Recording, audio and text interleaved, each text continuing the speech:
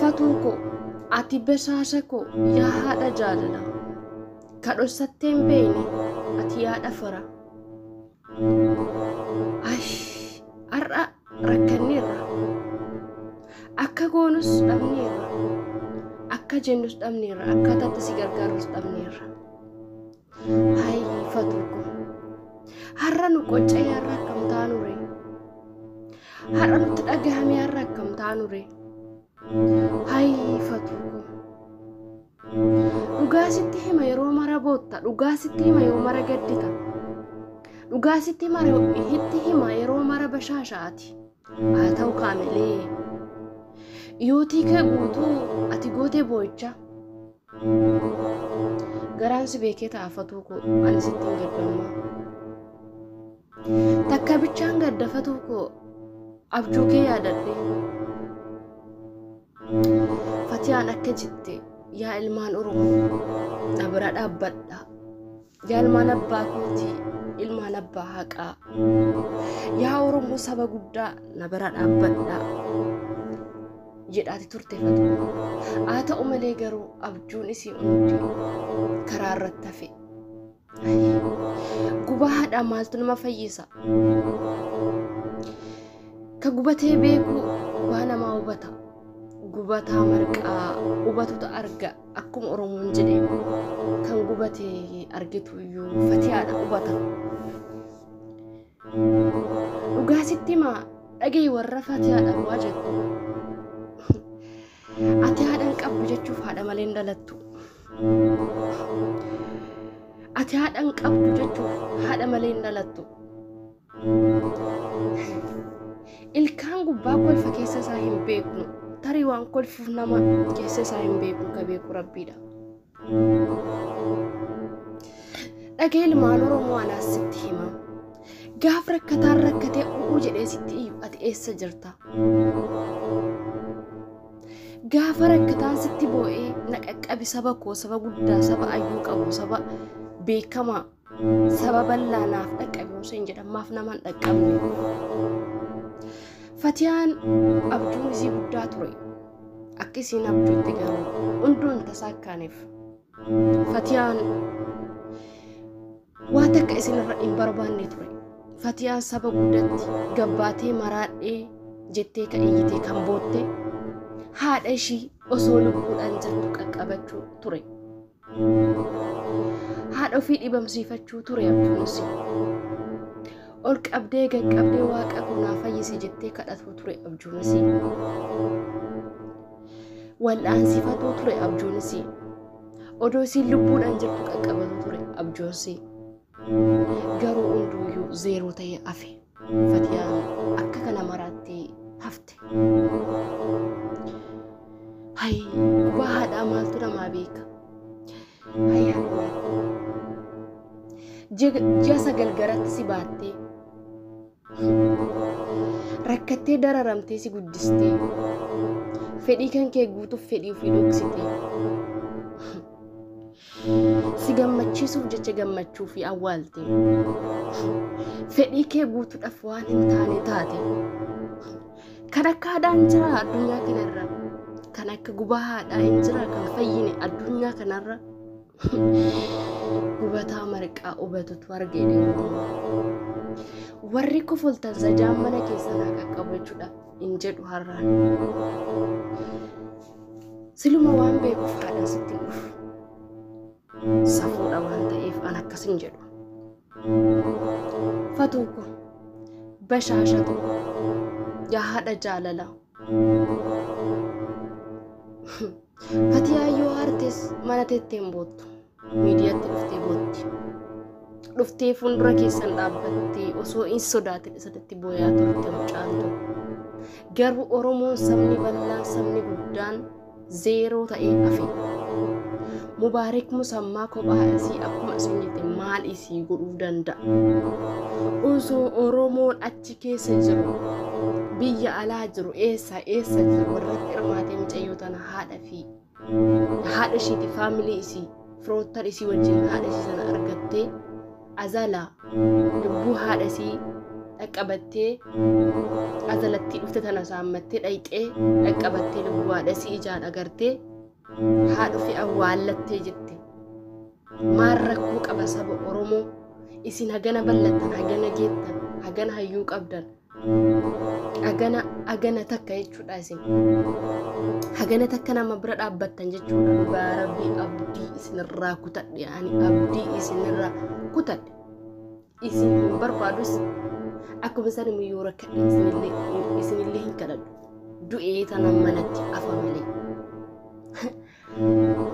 Fatiyaan haadha koo dhaqqabadhaa jette. Maal yoo mallaqa walitti baaftanii Fatiyaadhaaf sagalee taatan?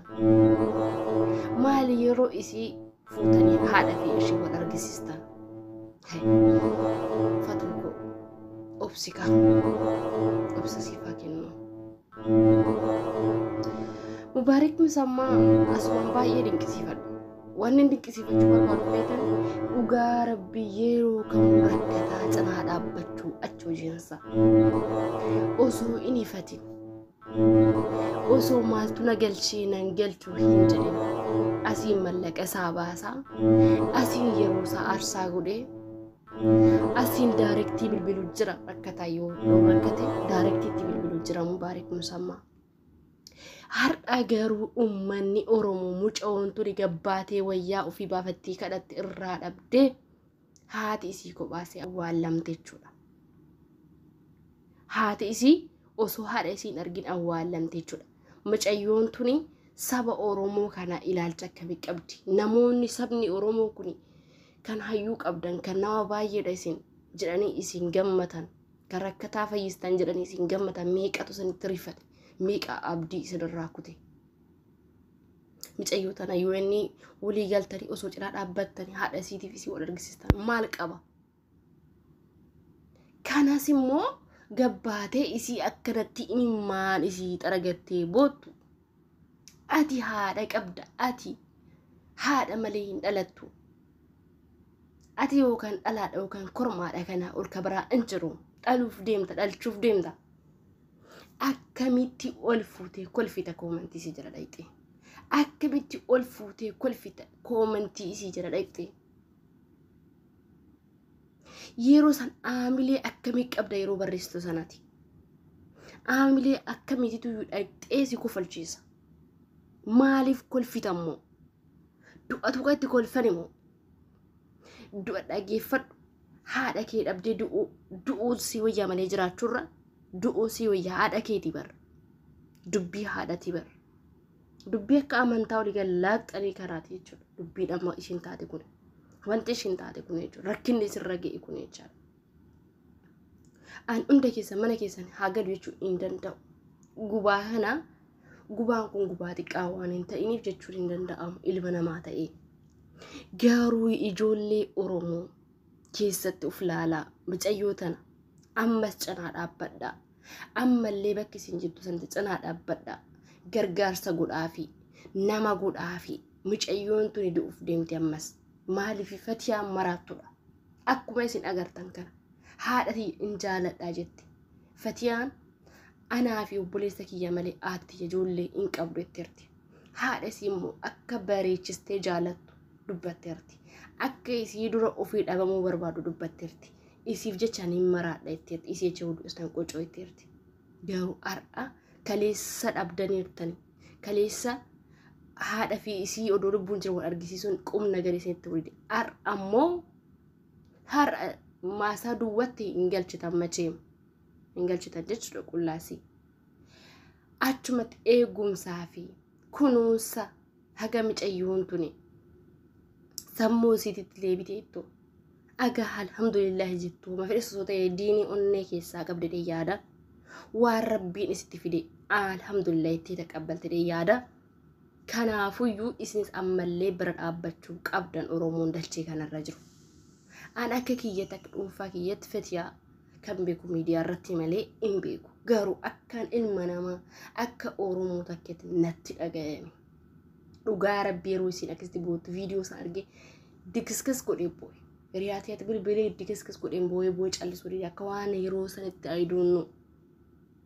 Kanaaf ijoollee Oromoo dhararrattu ni duultan haqarratti maaf hin duulle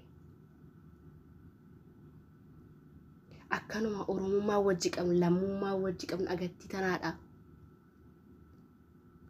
haganuma takka isinin jedha bara abdii wajji qabnu osoo rakkannee isinitti gabbaanee buunnee isaa isinitti kolfu eddanii ummata akkamtu ummata micayyoo haati irraa duutetti kolfa ilkaan akkamiittu si kolfa ilkaan akkamiittu si arrabsisiisa harka akkamiittu si barreessisiisa ati haadha malee hin dhalattu obboleessu ati haadha malee hin dhalattu obboleetti ati dhaluuf deemtu obboleetti ati dhalchuuf deemtu obboleessu gubaa kan arkuuf deemta zarii namni hin qabne hin jiru haadha dhiisi ollaa tokko keessa namni tokko du'e nama qoccaa haadha isaanii isaa kan haadha injitee nama dhalte oggaa meeqa si wajjin dararamte fedhii kee guutuudhaaf fedhii ofii dhabde si bareechisuudhaaf bareedina ofii gatte si barsiisuudhaaf waa meeqa taate bu'aa ba'ii meeqa taate haati kee ati garuu ardha haadha ishii kan jalaa duutetti dhayxee maa kolfita akkamitti aamilee akkamiitiin komantii akkasii barreessuu dandeetta harka akkamtu si barreessa obboleessoo silaa har'aati bira dhaabbachuu ture silaa har'aati akka haadha ishii dhaqqabattu godhuu ture tokkoffaa rabbisiif bakka buusa qabeenyaati baaste san lammaffaa hayyummaa keetiif beekumsa akkamii akkaati qabdu argisiisa akkamitti ilma namaa gabbahee booyaa jiru intala oromoo takka itti kofoltaati ilaalchi kan kee maayindii akkamii qabdaati akkamitti kolfite ka jedhu na aarsa jechuudha kanaafuu ijoollee oromoo namni tokko osoo lubbuun jiru namni tokko osoo nagaa isaa jiru qaqqabadhaa osoo nagaa isaa lubbuudhaan jiru qaqqabadhaa